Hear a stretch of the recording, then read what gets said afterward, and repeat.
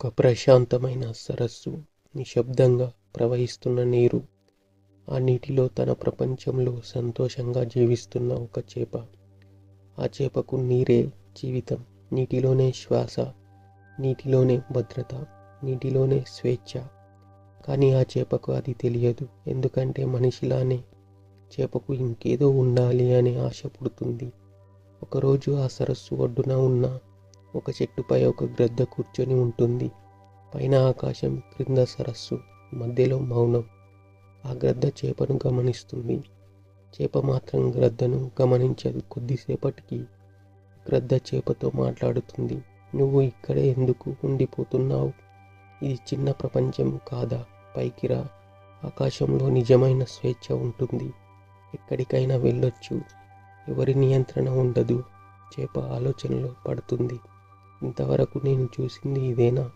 ఆకాశం అంటే నిజంగా ఏమిటి?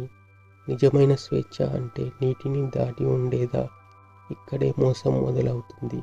గ్రద్ద ఒక్క మాట కూడా అబద్ధం చెప్పలేదు, కానీ నిజం అంతా చెప్పలేదు. చేప తన స్వభావాన్ని మర్చిపోతుంది.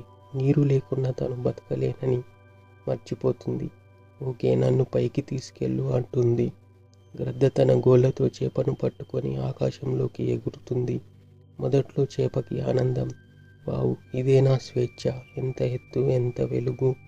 కానీ కొద్ది క్షణాల్లోనే చేప శ్వాస ఆగడం మొదలవుతుంది. నీటి బిందువులు దాని శరీరం నుంచి పడిపోతున్నాయి. అవి నీరు కాదు, చేప యొక్క ప్రాణం. చేప రంగు మారుతుంది, కళ్ళలో భయం. అప్పుడే అర్థమవుతుంది, ఇది స్వేచ్ఛ కాదు, ఇది నా ప్రపంచం కాదు. కానీ అప్పటికే ఆలస్యం. గ్రద్దకి చేప బతకడం అవసరం లేదు. దానికి కావాల్సింది దాని లాభం మాత్రమే. ఆకాశం నుంచి కింద పడిపోతుంది, సరస్సులో కాదు, భూమిపై. ఇక్కడే ఒక ప్రశ్న: చేపను చంపింది గ్రద్ద, లేదా తన స్వభావాన్ని వదిలిన చేపేనా? గ్రద్దకి చేప బతకడం అవసరం లేదు. దానికి కావాల్సింది దాని లాభం మాత్రమే. చేప చనిపోగానే గ్రద్ద చేపను తినేస్తుంది. ఈ విధంగా చేప ఆకాశంలోకి వెళ్ళాలని ఆశపడి స్వేచ్ఛ అనే పేరుతో ఈ విధంగా మోసానికి గురవుతుంది. జీవితంలో కూడా చాలామంది గ్రద్దలే ఉంటారు. ఇది చిన్న జీవితం అంటారు, నువ్వు పైకి రావాలి అంటారు, ఇది స్వేచ్ఛ కాదని చూపిస్తారు. కానీ స్వభావం ఏంటి? శ్వాస ఎక్కడ ఉంది, ఆత్మ ఎక్కడ ప్రశాంతంగా ఉంది అని ఎవరు చెప్పరు. సరిపోని స్వేచ్ఛ స్వేచ్ఛ కాదు, అది మోసం. పరిధిలో ఉండే స్వేచ్ఛ నిజమైన స్వేచ్ఛ. నీరు లేకుండా చేప బతకనట్టే, విలువలు లేకుండా